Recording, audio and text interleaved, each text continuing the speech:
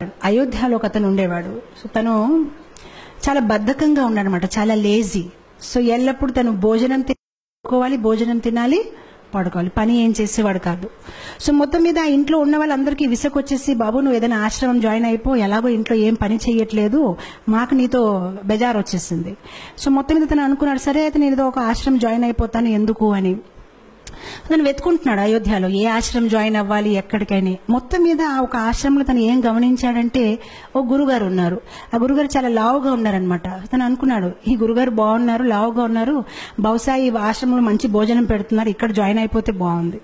కొంతసేపు తర్వాత గురుగారు శిష్యులు వచ్చారు, వాళ్ళు కూడా లావుగా ఉన్నారు. తనకి కన్ఫర్మ్ అయిపోయింది, ఇది బాగుందండి, ఇక్కడ నేను జాయిన్ అవుతాను, భోజనం బాగా పెడతారని. వెళ్ళాడు గురుగారి దగ్గర, నేను మీ ఆశ్రమం జాయిన్ అవుతాను, కానీ నాకు ఒకటే, భోజనం ఎన్నిసారి పెడతారు? సో గురుగారు అన్నారు 2 times. 2 times నాకు సరిపోతుంది, నాకు 3 times కావాలంటే గురుగారు అన్నారు, పొద్దున ఇస్తారు కదా, అదే నువ్వు మధ్యాహ్నంకు ఉంచు, ఏం ప్రాబ్లం లేదు. తనకి చాలా హ్యాపీ అనిపించింది, చాలా బాగుంది ఈ ఆశ్రమం, అసలు పొద్దున మధ్యాహ్నం సాయంత్రం తినాలి, భజన చేయాలి, గురుగారు ఏదో వాహిస్తూ ఉంటారు, అది వినాలి, ఆయన హ్యాపీ అయిపోతారు. 15 రోజులు గడిచిపోయింది, చాలా ఆనందంగా ఉంటున్నాడు. 15 రోజుల తర్వాత ఒకరోజు పొద్దున ఏం చూశాడంటే, వంట ఏం అవ్వట్లేదు, అక్కడ ఏం జరగట్లేదు, వంట గదిలో ఎవరు లేరు, అందరు ఏదో జపం చేస్తున్నారు. సో తన అడుగుతున్నాడు అందరికీ, ఏంటండి ఈరోజు ఏం వంట చెయ్యరండి? సో అప్పుడు వాళ్ళు చాలా కోపంతోనే, అవే ఈరోజు ఏకాదశి. ఏకాదశియా అంటే నాకెవరు చెప్పలేడండి, ఏకాదశి అంటే ఏంటి తెలియదా, ఏకాదశి అంటే ఈరోజు భోజనం ఉండదు అని. అప్పుడు తను చాలా కోపం అయిపోయాయి, ముందు చెప్పవలసింది, అలాంటి భోజనం నేను ఇంకేదో ఆశ్రమం చూసుకుంటా. బాబు నువ్వు ఏ ఆశ్రమం వెళ్ళినా ఏకాదశి రోజు తినకూడదు. అప్పుడు తిన్నంగా ఆయన గురుగారి దగ్గరికి వెళ్ళిపోయారు. గురుగారు నన్ను కాపాడండి, నేను ఏకాదశి అయితే చేయలేను, ఒకవేళ నా చేత ఏకాదశి చేయించారనుకోండి, నేను ద్వాదశి చూడలేను, నేను పోతాను, నాకు ప్రసాదం అయితే కావాలి, ఇంకే పని చేయమంటే చేస్తాను, కానీ భోజనం లేకుంటే నేను ఉండలేనని. సో గురుగారు అన్నారు, బాబు నీ గురించి అయితే ప్రత్యేకంగా వంట చేయడం అవ్వదు, అయితే ఒక పని చేసుకో, అటు చూడ కొండ ఉంది కదా, కొండ పక్కన చెరువు ఉంది కదా, అక్కడికి వెళ్ళి నువ్వు వంట చేసుకొని నువ్వు తిను, కావాలంటే మేము సౌకర్యాలు ఇస్తాము. సో గురుగారు స్టోర్ మేనేజర్ చెప్పారు, తనకు 1 kg ఆట, 1 kg రైస్, 1 kg దాలు అన్ని ఇచ్చేయని. తను అన్ని తీసుకుని వెళ్తున్నారు. గురుగారు అన్నారు, ఒకటి మాత్రం జాగ్రత్త, నువ్వు ఏది వంట చేసినా భగవంతుడికి నైవేద్యం పెట్టాలి. సరే అంటాడు, వెళ్తాడు, కష్టపడతాడు. తనకి బద్ధకం ఎక్కువ కదా, ఎప్పుడు వంట చేయలేదు, చాలా కష్టపడి వంట తయారు చేస్తాడు, కానీ అంత టేస్ట్గా లేదు, ఏ చపాతీలు కాలిపోయాయి, ఏదోటి అవుతుందన్నమాట. మొత్తం మీద వంట తయారైపోయింది. సో వంట తయారైనప్పటికీ తులసి ఆకలి వెతుకున్నాడు, తులసి ఆకు పెట్టాడు, భగవంతుడికి పిలుస్తున్నాడు, కానీ భగవంతుడు రావట్లేదు. సో అప్పుడు తను చక్కగా ఒక పాట పాడతారనమాట. సో చెప్తాడు, प्रभु राम आइए, राजा राम आइए, मेरे भोजन को भोग लगाइए। प्रभु राम आइए, राजा राम आइए, मेरे भोजन को भोग लगाइए. చాలా ప్రేమతో పాడుతున్నా, రాజారాం ప్రభురాం రండి, నేను భోజనం తయారు చేశాను, మీరు వచ్చి స్వీకరించండి. భగవంతుడు రావట్లేదు. తను ఆలోచించాడు, ఎందుకు రావట్లేదు అంటే, తనకేమనిపిస్తుందంటే భగవంతుడు స్వయంగా వస్తాడు. ఇప్పుడు మనకైతే అర్థమైపోయింది, మనం ఏదో యాంత్రికంగా పెడతాము, కానీ భగవంతుడు స్వయంగా వచ్చి తీసుకోవడం అనేది లేదు. కానీ తను చాలా అమాయకుడు, తను అనుకుంటే నిజంగా స్వామి వస్తారేమో, స్వీకరిస్తారేమో అని తను వెయిట్ చేస్తున్నారు, కానీ భగవంతుడు రావట్లేదు. అప్పుడు తను ఆలోచిస్తానమాట, తనకు ఒక ఐడియా వస్తుంది, ఓహో ఎందుకు భగవంతుడు రావట్లేదంటే, గుడిలో అయితే రాజభోగం, పకోడీలు, పూరీలు, పాయసము అన్ని తయారు చేస్తారు, నేనేదో సింపుల్ గా రైస్ దాల్ తయారు చేస్తాను, అందుకోసం రావట్లేదేమో అని. సో అప్పుడు తను భగవంతుడికి వాదిస్తారనమాట. తను భగవంతుడితో అంటారు, భూల్ కరోగే యది తజ్ దోగే భోజన రూఖా సూఖా, एकादशी आज मंदिर में है, बैठे रहोगे भूखे, राजा राम आइए, प्रभु राम आइए, मेरे भोजन को भोग धराइए.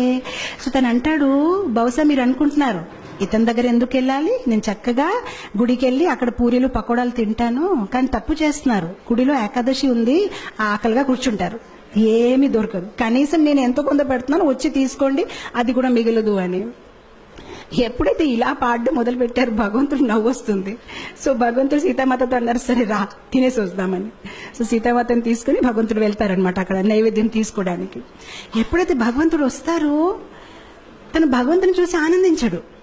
తను సీతామాత వైపు చూసి ప్రసాదం వైపు చూస్తాడు, సీతామాత వైపు చూసి ప్రసాదం వైపు చూస్తాడు. తను ఆలోచిస్తాడు, నేను ఒక్కరిని పిలిస్తే ఇద్దరు వచ్చేసారేంటి. సో ప్రసాదం వైపు సీతామాత, ప్రసాదం అప్పుడు శ్రీరాముడు అడుగుతారనమాట, నీకు ఆనందంగా లేదు? ఆనందంగానే ఉందండి, రండి కూర్చోండి అంటాడనమాట. మనసులో ఆలోచిస్తారనమాట, ఒక్కరిని పిలిస్తే ఇద్దరు వచ్చారు, సరిపోదేమో భోజనము, నాకు వీళ్ళు ఏకాదశి చేపించే ఉంటారేమో ఈరోజు అని.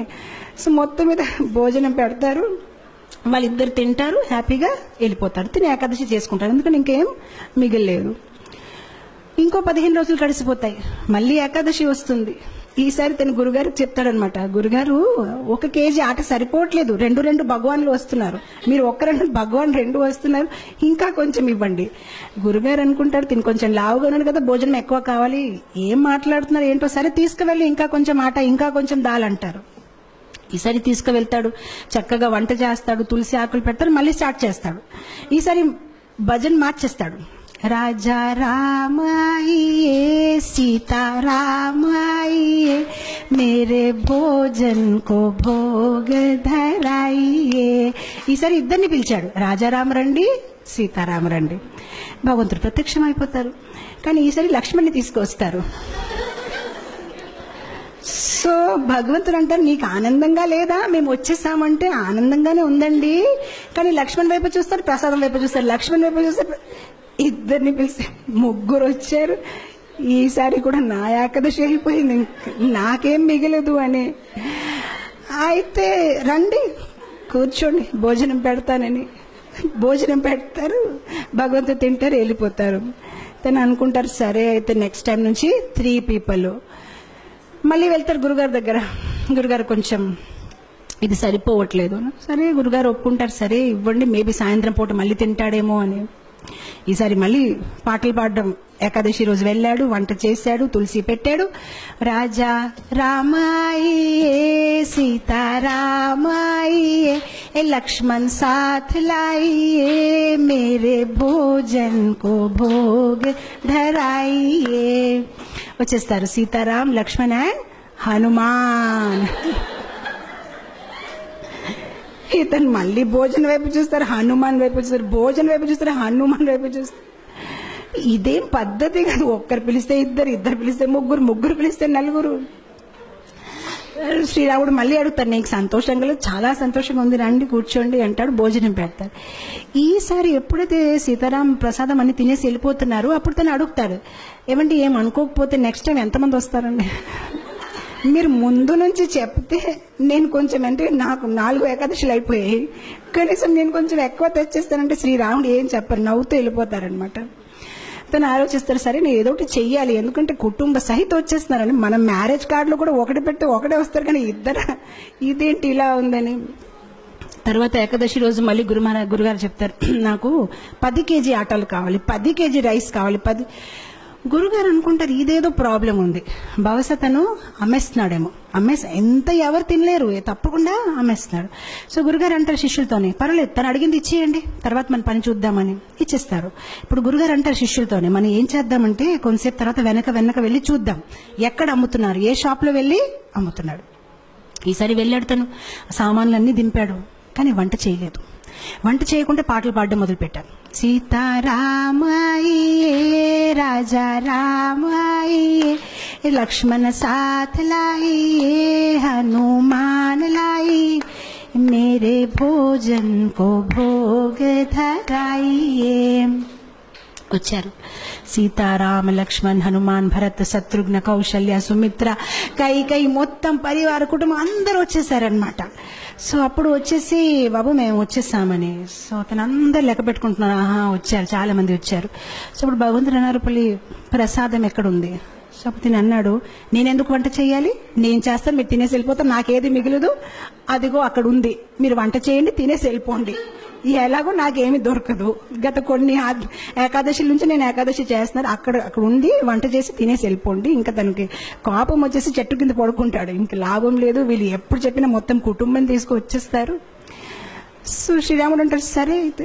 సో శ్రీరాముడు కూరగాయలకు వస్తున్నారు, సీతామాత వంట మొదలు పెట్టారు, లక్ష్మణ్ కర్రలు తీసుకొచ్చారు, హనుమాన్ పండు తీసుకుని వస్తున్నారు, అందరు బిజీ అయిపోయారు. ఆయన ఎప్పుడైతే సీతామాత ఇలా వంట చేస్తున్నారు, దేవతలందరూ కూడా కింద దిగిపోయారు, ఆ ఋషులు మునీలు అందరూ చాలా హడావడిగా అయిపోయింది. అక్కడ వంటలు అవుతున్నాయి అనమాట, ఎంతో మందికి వాళ్ళు కుకింగ్ చేస్తున్నారనమాట. అండ్ అదే సమయంలో అక్కడ గురుగారు వచ్చారు శిష్యులతోని, అంటే చూద్దాం ఇతను ఏం చేస్తారని. కానీ గురుగారికి ఏమీ కనిపించట్లేదు. ఆయనకి ఎలా కనిపించిందంటే చెట్టు కింద ఇతను పడుకొని ఉన్నాడు, ఆ సామాన్లు అక్కడ పడేస్తున్నాయి. సో అప్పుడు గురుగారు తను లేపి చెప్తున్నారు, నువ్వు చెయ్యవా వంట, ఏం చేస్తున్నావని. సో అప్పుడు శిష్యుడు చెప్తారు, మీకు కనిపించట్లేదా, ఇంతమంది వంట చేస్తున్నారు, ఇగో చూడండి సీతామాత ఇగో చూడండి ఇదేమవుతుందని. అప్పుడు గురుగారు అంటే నాకేమీ కనిపించట్లేదు. సో అప్పుడు తను కోపంతో శ్రీరాముడు చెప్తారు, మీరు కనిపిస్తారా లేదా, లేదంటే నా మీద ఆయనకి సందేహం ఉంటుంది, కనిపించండి అని చెప్తారు. సరే కనిపిస్తామంటే అందరు కనిపిస్తారనమాట. సో అప్పుడు అందరు కనిపిస్తే గురుగారు ఇంకా కళ్ళల్లో నీళ్ళు వచ్చేసి, నేను ఎన్ని సంవత్సరాల నుంచి శ్రీరాముడిని పూజిస్తే నాకు దొరకలేదు, కానీ నీ ఒక సరళ స్వభావం, నీ ఒక అమాయకత్వం చూసి భగవంతుడు వెంటనే ప్రత్యక్షమయ్యారని ఆయన ఏడ్చి ఆ శిష్యుడిని కవగలించారనమాట. సో ఇక్కడ భగవంతుడు మన ఒక సరళ స్వభావం, మనలో వినయం ఎంత ఉంది, మనలో అమాయకత్వం ఎంత ఉంది. భగవంతుడికి కాంప్లికేటెడ్ పీపుల్ ఇష్టం లేదు. మనలో జ్ఞానం ఎక్కువ ఉంటే బహుశా భగవంతుడు నన్ను ఇష్టపడతారు అనేది కాదు, మనలో ప్రేమ ఎక్కువ ఉంటే భగవంతుడు మనని ఇష్టపడతారు. సరళంగా ఉండాలి.